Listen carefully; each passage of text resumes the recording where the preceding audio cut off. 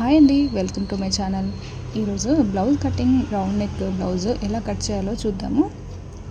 First మనం blouse రివర్స్లో లోపల వైపు తీసుకొని వెడల్పు ఎంత ఉందో చెక్ చేసుకోవాలి. ఉన్న వెడల్పులో సగం, ఇప్పుడు 23 ఉంది, 23లో మనం సగం చేసి తీసుకోవాలి. అంటే 11.5 వెడల్పు వస్తుంది. 11.5కి ఒక లైన్ గీసుకోవాలి.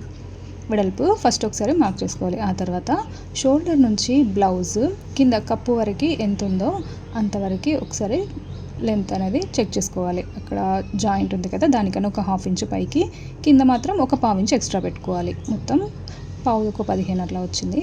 సో అంత మందం మనం మార్క్ చేసుకోవాలి.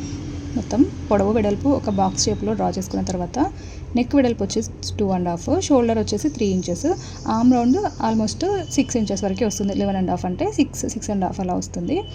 అది మార్క్ చేసుకున్న తర్వాత ఆ కార్నర్ నుంచి ఒక 1 ఇంచు మార్క్ చేసుకొని రౌండ్ షేప్ అనేది ఆర్మ్ రౌండ్కి తీసుకోవాలి.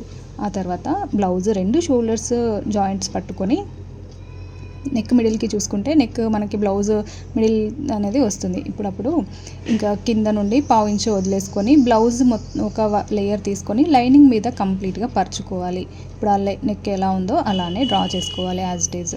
ఆ తర్వాత మనం ఫిట్టింగ్ మార్క్ ఒకటి చూసుకోవాలి.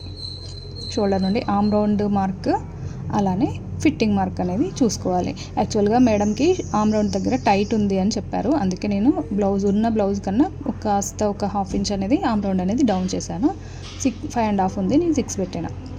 సో అలా ఒకసారి డ్రా చేసుకున్న తర్వాత నెక్ అనేది కూడా చూసుకొని డ్రా చేసుకోవాలి. నెక్ కొంచెం వెడల్పుగా ఉంది, మనం మెజర్ చేసుకున్న దాన్ని బట్టి బ్లౌజ్ని బట్టి మనం నెక్ అనేది కట్ చేసుకోవాలి. ఆ తర్వాత మనం ఏదైతే మార్క్ చేసుకున్నామో అదే యాజ్ ఇట్ ఈజ్ కట్ చేసుకోవాలి.